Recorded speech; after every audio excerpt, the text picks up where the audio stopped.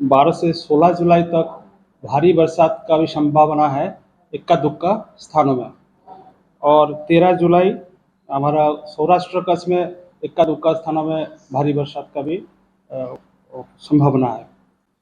और जो हमारा हेवी रेनफॉल का वार्निंग तो अभी जो अहमदाबाद और आसपास क्षेत्र के लिए जो पूर्वानुमान है इसमें हल्का से मध्यम वरसाद का संभावना है। तारीख 22 થી પણ એક સિસ્ટમ સક્રિય થશે, જો કે 18 બાદ વરસાદનું જોર ઘટવાની શક્યતા રહેશે અને 22 બાદ થતી આ સિસ્ટમો પણ ગુજરાતમાં વરસાદ લાવી શકે।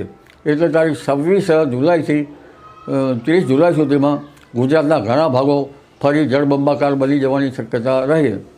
એટલે આ વખતે જુલાઈ માસ જે છે એ વરસાદમાં લગભગ 100% ઉપરાંત વરસાદ જુલાઈ માસનો થઈ શકે। તો આ તરફ ઉત્તર પ્રદેશના ગૌડા જિલ્લાની ઘાઘરા નદી એ ભયજનક સપાટીએ વહી રહી છે। ઘાઘરા નદીમાં પૂર આવે તેવી સ્થિતિનું નિર્માણ થઈ રહ્યું છે। નદીનો સતત વહેતા પ્રવાહના કારણે લોકોમાં ભયનો માહોલ છવાયો છે। તો ભારે વરસાદના કારણે નદીમાં નવા નીર આવતા નદી ભયજનક સપાટીએ વહી રહી છે। તો ઘાઘરા નદીના દ્રશ્યો, નદીમાં પૂર આવે તેવી સ્થિતિનું નિર્માણ થયું છે, જેના કારણે આસપાસના સ્થાનિકોમાં ભયનો માહોલ છવાયો છે। નોંધનીય છે કે સતત અહીં નદીનું જે જળસ્તર છે તે વધી રહ્યું છે, કારણ કે છેલ્લા ઘણા દિવસથી અહીં ભારે વરસાદની પરિસ્થિતિ છે।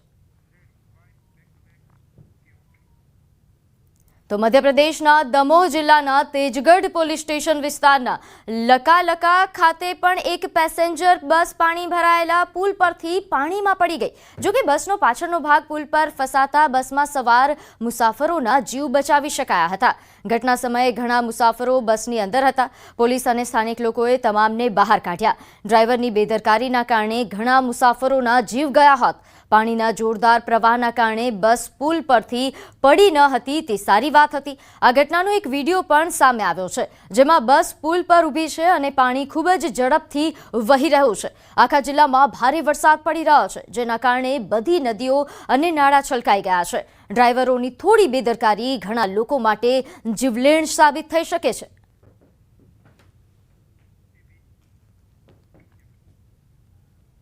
તો ગ્વાલિયરના વરસાદના કારણે અહીં એક કાર અંડરબ્રિજમાં ફસાઈ ગઈ હોવાના દ્રશ્યો જોવા મળ્યા। અંડરબ્રિજમાં પાણી ભરાઈ જતા ત્યાંથી પસાર થવામાં હાલાકી પડી રહી હતી। કારમાં સવાર એક મહિલા તેમજ તેના બાળકને આસપાસના લોકોએ સલામત રીતે બહાર કાઢ્યા। વરસાદ પહેલા ડ્રેન ચેમ્બર સાફ ન થવાના કારણે અંડરબ્રિજમાં પાણી ભરાઈ ગયા હતા।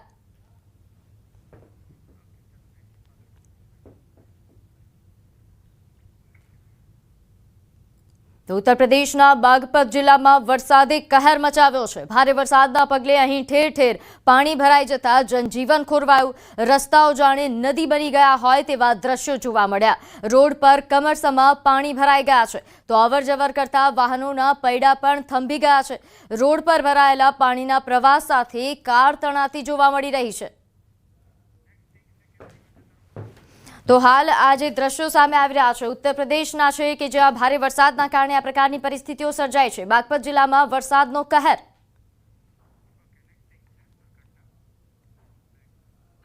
હવે વાત દુર્ઘટના અને દર્દની।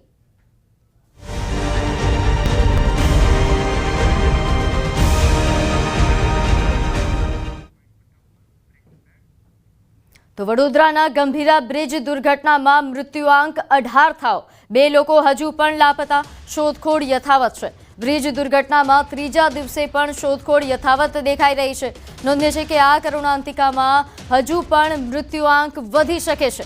બ્રિજ દુર્ઘટનાની તપાસ માટે તંત્ર દ્વારા તપાસ હાલ હાથ ધરાઈ છે, જેમાં 5 अधिकारीओ एक खानगी निष्णांत द्वारा आ तपास शुरू करवामां आवी छे। मार्ग अने मकान विभागना 5 उच्च अधिकारीओ तेमज एक खानगी ब्रिज निष्णांतने तपास माटे घटना स्थळे तैनात कर्या छे। आ तपास टीम ब्रिजना तूटेला भागनुं स्थळ पर विज्युअल इन्स्पेक्शन करशे અને તેમજ બ્રિજના સ્ટ્રક્ચરલ કમ્પોનેન્ટ તેમજ ફાઉન્ડેશન અને મટીરિયલ ક્વોલિટી અંગેની વિગતવાર સમીક્ષા કરશે। આ ટીમ દસ્તાવેજી વિગતો, મેન્ટેનન્સ રેકોર્ડ તથા અગાઉ કરાયેલા સ્ટ્રક્ચરલ ઓડિટના અહેવાલોનું પણ મૂલ્યાંકન કરશે। સાથે દુર્ઘટનાની પ્રાથમિક કારણોની તપાસ કરીને રાજ્ય સરકારને રિપોર્ટ રજૂ કરશે, જેમાં જવાબદારી નક્કી કરવી તથા થયેલી ખામીઓની પદ્ધતિસર નોંધ લેવામાં આવશે। તો બ્રિજ દુર્ઘટનાને લઈને હવે તપાસનો ધમધમાટ શરૂ થયો છે। નોંધ્ય છે કે અહીં સતત 3 દિવસથી શોધખોળ પણ યથાવત છે। હજુ પણ નદીમાં શોધખોળ કરવામાં આવી રહી છે, કારણ કે હજુ 2 લોકો લાપતા હોવાના સમાચાર છે। એટલે હાલ જે મૃત્યુઆંક 18 પર પહોંચ્યો છે તે હજુ પણ વધી શકે છે તેવા પ્રકારની શક્યતાઓ છે। અત્યાર સુધીમાં 18 લોકોના મોત થયાના સમાચાર છે। તો આ દ્રશ્યો જુઓ, 9 જુલાઈ, 10 જુલાઈ અને આજના કે 3 દિવસ સતત અહીં રેસ્ક્યુ ઓપરેશન ચાલુ છે, શોધખોળ ચાલુ છે, જેને લઈને વધુ વિગત સાથે આપણી સાથે સંવાદદાતા હાર્દિક જોડાઈ ગયા છે। હાર્દિક, દુર્ઘટના બાદ રેસ્ક્યુ ઓપરેશન હજુ પણ યથાવત, હજુ પણ શોધખોળ ચાલુ છે, વિગતે જણાવશો। બિલકુલ દીજો, આપણે ગઈકાલની વાત કરીએ તો ગઈકાલે સાંજે રેસ્ક્યુ ઓપરેશન પૂર્ણ થવાનું હતું, એની આગળ જ વધુ એક મૃતદેહ મળી આવ્યો હતો। એટલે ગઈકાલે જ 18 મૃત્યુ જે છે તે આંકડો જે છે 18 પર પહોંચી ગયો છે। આજે વહેલી સવારથી આ ફરીથી રેસ્ક્યુ જે છે તે ચાલુ કરવામાં આવ્યું છે। અહીંયા ઉલ્લેખનીય બાબત એ છે કે જે અંદર ટ્રક ફસાયેલો છે એ ટ્રક બહાર કાઢવું ભારે જેમત બધું કામ છે, કારણ કે એક ટ્રક જે છે તેમાં ટાઇલ્સ ભરેલી છે, સિરામિક ભરેલી છે, બીજું એક કન્ટેનર છે તેમાં કેમિકલ ભરેલું છે। ગઈકાલથી જીપીસીબીની ટીમ જે છે તે સ્થળ પર સ્ટેન્ડ બાય છે, કારણ કે કેમિકલ લીક ન થઈ જાય તેની પણ ખાસ તકેદારી જે છે તે રાખવામાં આવી રહી છે। બીજી મહત્વની વાત કરીએ તો ઘટનાના 48 કલાક વીતી ગયા છે, પરંતુ હજી પણ જે રેસ્ક્યુ ઓપરેશન છે તે ચાલુ છે અને આ ટ્રક જે છે તે બહાર નીકળશે ત્યારબાદ જ લગભગ વધારાના જે મૃતદેહ છે તે મળી શકશે। આ પોલીસ ચોપડે જો વાત કરવામાં આવે તો પોલીસ ચોપડે 2 થી 3 લોકો લાપતા હોવાના સમાચાર છે, પરંતુ સ્થાનિક પ્રશાસન છે, તરવૈયાઓ છે, તેમનું એવું અનુમાન છે કે જો આ ટ્રક કન્ટેનર અહીંયાથી હટાવવામાં આવશે તો વધુ પણ મૃતદેહ જે છે તે બહાર નીકળી શકે છે। એટલે અત્યારે સતત આ સર્ચ જે છે તે ચલાવવામાં આવી રહ્યું છે। બિલકુલ, આ ઉપરાંત હાર્દિક, આ તપાસનો ધમધમાટ આ મામલે ક્યાં પહોંચ્યો?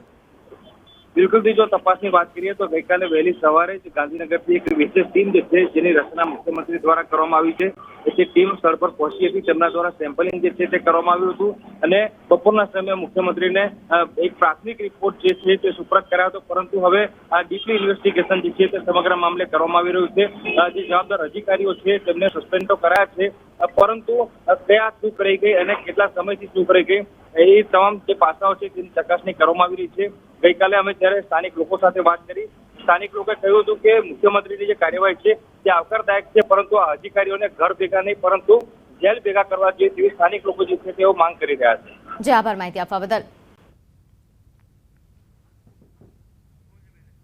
તો હાલ તપાસનો ધમધમાટ પણ શરૂ કરવામાં આવ્યો છે। અધિકારીઓ અહીં પહોંચ્યા છે, ખાનગી નિષ્ણાંત પણ તપાસમાં જોડાયા છે, પરંતુ હાલ શોધખોળ યથાવત છે। તમામ પ્રકારની કાર્યવાહી હાલ અહીં શરૂ કરાઈ છે। તો ગંભીરા બ્રિજ મામલે કડક કાર્યવાહીની પણ માંગ ઉઠી રહી છે। કરણી સેનાના યુવા અધ્યક્ષની માંગ કે જવાબદારોને જેલ ભેગા કરો। લખન દરબાર દ્વારા પણ આ માંગ કરવામાં આવી। માનવ વધનો ગુનો દાખલ કરવા માટે તેમણે માંગ કરી છે। માંગ નહીં સંતોષાય તો આંદોલનની પણ ચીમકી ઉચ્ચારી।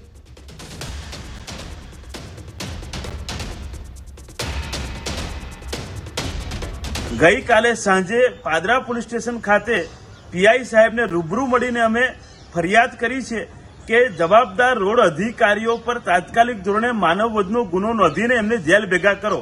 પરંતુ દુઃખની બાબત એ છે કે સરકાર દ્વારા 24 કલાકની ઉપર સમય ગયો છે, પછી નિર્ણય લેવામાં આવ્યો છે કે NM Nayakawala, UC Patel, RT Patel, જેવી શાહ આ રોડ અધિકારીઓને સસ્પેન્ડ કર્યા છે, માત્ર સસ્પેન્ડ કર્યા છે। ખરેખર તો આ લોકોને અત્યારે જેલ ભેગા કરવા પડે, એ લોકો પર માનવ વધનો ગુનો લગાવવો પડે। તો બીજી તરફ ગંભીરા બ્રિજ દુર્ઘટના બાદ તંત્ર ગંભીર બન્યું। વડોદરામાં દુર્ઘટના બાદ અન્ય જર્જરિત બ્રિજ અંગે નિર્ણય લેવાયો। છોટા ઉદયપુરના મેરિયા બ્રિજ ભારે વાહનો માટે બંધ કરવામાં આવ્યો છે।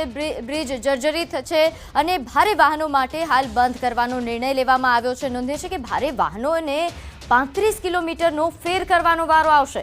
મેરિયા બ્રિજ હાલ નાના વાહનો માટે ખુલ્લો રહેશે।